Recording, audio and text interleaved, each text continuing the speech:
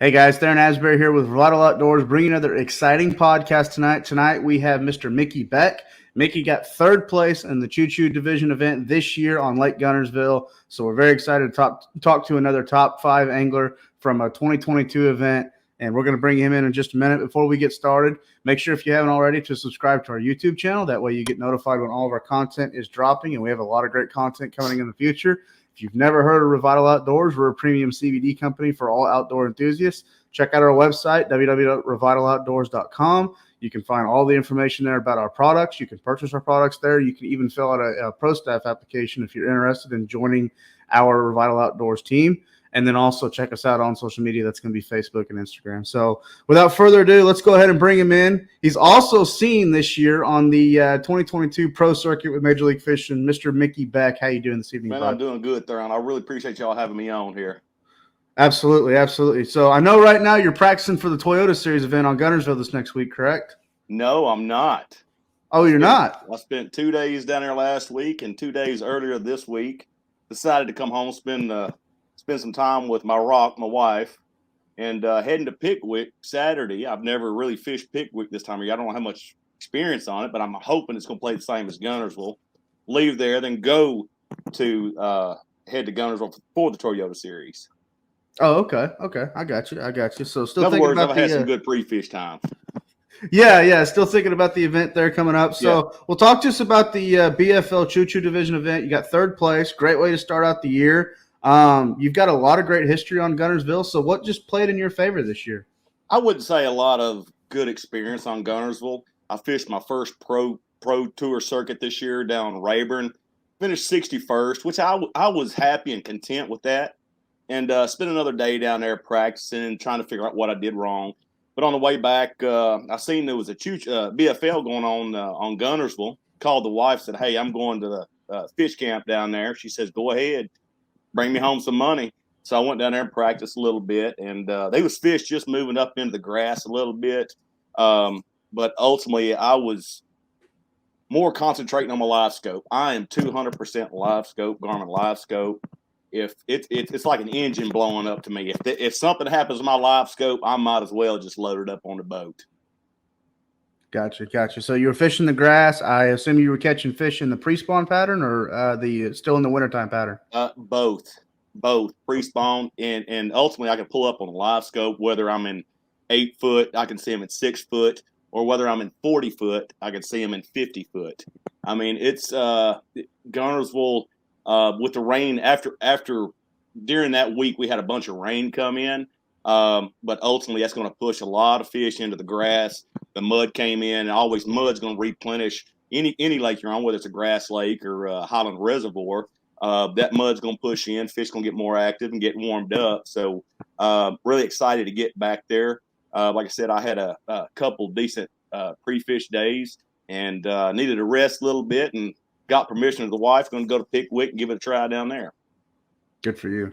So, well, tell us a little bit more about Guntersville. You fished the grass. Were you throwing an A-rig, reaction baits? How many keepers did you catch throughout the day? Just kind of walk us through your tournament a little bit. I did throw a little bit of a lipless crankbait, but I'm more of a blade bait type of person.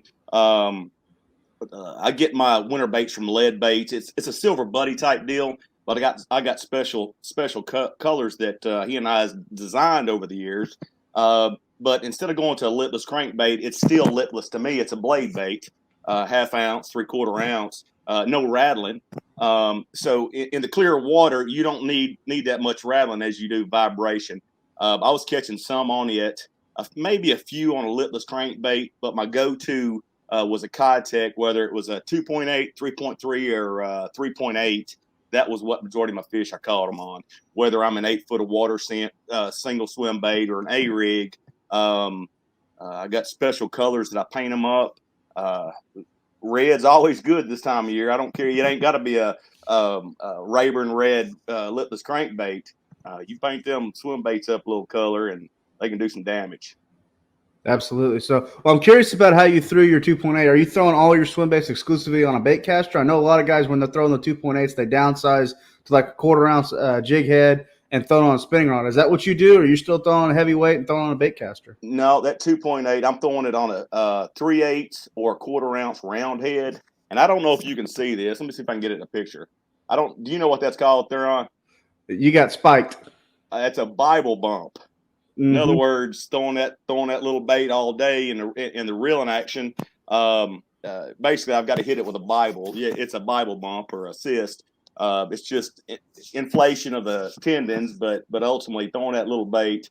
That little bait's it's a bad dude, but at the same time, I'd rather throw a bait caster and not get it. That little bait just wears me out more than the bait caster does. Right. But going back on that 8-pound test, fluorocarbon, Invisex. That's all I ever use is Invisex. Okay, cool. How many keepers did you catch throughout the tournament? We started out. I went to a place where pre-fishing, I pulled up and 10 minutes had 20 pounds. It was dead. It was dead. And on the way back up lake. I've seen some places that I'd never fished, but what I've got confidence in is that live scope to be able to see the fish. And I had 2 or 3 keepers. Then I started running some juice stuff. That day I probably had 12 keepers. I had a 4, 5, and 6 largemouth, and I had 2 spotted bass I couldn't get rid of, but one was almost 4 and one was 3.5. But I tried all day and ran some different stuff. I was more down there to play. I'm a Music City is my division here, but just jumping into Choo Choo division, I'm definitely going to go to the next Choo Choo, which is going to be on Pickwick in a week and a half. But it was a great day of fishing. Everything went right. Every bit of it went right. Good for you. So you said you pulled up and kind of early. You got 10 pounds. It was dead. So were your bites kind of later in the day? And then did you just get 1 or 2 big bites, or were all your fish did you call them all out, or what happened? It's not necessarily going fishing. It's going sight fishing.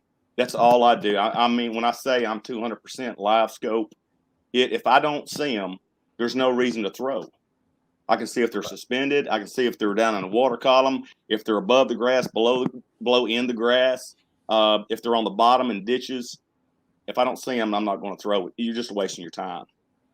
And you said you were throwing at grass. Was there any structure related to the grass, or it was just you pulled up in an area and that's where they were? You can see the fish running through the grass. And at Rayburn, some of the depth that I was fishing at Sam Rayburn was 70 foot, 30 to 70 foot. I was out there in the river channel. But with the experience I've got with live scope, I've got mine set out to 95 foot. I don't care what depth I'm in, it's 95 foot out. What I learned in Rayburn, at 95 feet, you can see that bass, and he can feel you. Whenever you see that bass, every time at Rayburn, he would come straight to the boat, out of 50 foot of water, come up straight to the trolling motor. So ultimately, where I'm getting at, you get in that grass, they're going to be coming towards you. They know you're there at 100 feet out. Okay. So long casts are good. Okay, I got you. I know this is kind of a stupid question, but it's notorious on Lake Guntersville. Did the bridges factor at all into your game plan throughout the day? Did you even go to a bridge or? Okay. But you said that, right? Mm-hmm. Bridges play a big factor. Mm-hmm. I don't play well in the playground. I like to be all alone. If I'm running down the lake and I see somebody where I want to fish, there's no why would you slow down? I just keep going to where I'm going to go next. I don't like to be around other boats. I just like to do my own thing. I got you. So, and then, last couple of questions here, thinking on terms of the Guntersville Toyota coming up, do you think those fish are going to be starting to move up? Like, what's the weather pattern looking like on Guntersville? Oh, yeah. Yeah, we've got rain coming in. I'd have you down in the fishing room, but we got tornadoes coming in here in Tennessee, and we're known for it. But the rain coming in, the warm that we got, it's going to be 70s all week. There's no doubt it's going to be a pre-spawn pattern. But don't get me wrong, all fish is not going to move up at one time either. So it's going to play good for everybody. I think it's going to take a sack of fish each day down there. With this being one of the largest MLF tournament series they've ever had, that lake's going to be crowded. Yep. Yeah, I know that they agreed to let guys lock into Wilson, but I don't think, or not lock into Wilson, but lock through to the next lake. I don't think they're going. So yeah, no, I wouldn't see that either. Yeah. So, well, Mickey, it's been an honor having you on with our Wait, podcast. I'm not done with you yet. Okay. Revital Outdoor, I appreciate you calling me. I've owned a business for quite a few years, and I've looked at Revital Outdoors, and to see how Kyle Smith, I'll say Mr. Smith, started the business for his dad. Knee surgeries, back surgeries. I've had 2 knee surgeries, 3 back surgeries. I'll be glad to hook up with you because I've never tried that CBD oil. But arthritis and fishing does play a big factor, and I'm going to tell you, it's awesome that y'all are coming into this industry. Well, I appreciate that. That was kind of leading me to my next deal. Was there any last final thoughts? But before we get into that, yeah, I mean, it's really great that you took time to notice us on Revital Outdoors. You just showed us your little cyst on your hand. The first thing that popped into my head was our CBD cream, and then our everyday soft gel. That's kind of the 1-2 punch that we're giving to anglers, and they've just had tremendous results with it. So, yeah, I appreciate you taking the time to check out our website. But for anybody listening to this, he is absolutely true. Our company was founded based on outdoor enthusiasts having ailments such as inflammation, trouble sleeping at night, back and shoulder discomfort. Any of the things that we have happen to us as outdoor enthusiasts. That's why we were formed. Our products are 100% THC free, made right here in America, and they're great for all outdoor enthusiasts. So for sure. Yeah, y'all did a great job, and the studies y'all have done on the different oils for different ailments. It's amazing what y'all got coming on. Well, I appreciate that, Mickey. Well, I want to give you the chance here at the end to thank any of your sponsors. I know you got a lot of people supporting you, a lot of great family and friends. So anybody you'd like to mention that helps you out in your career, now's the time to do so. Oh, my biggest rock's my wife. I ran a business for I don't know how many years, and she took it over and said, go fishing.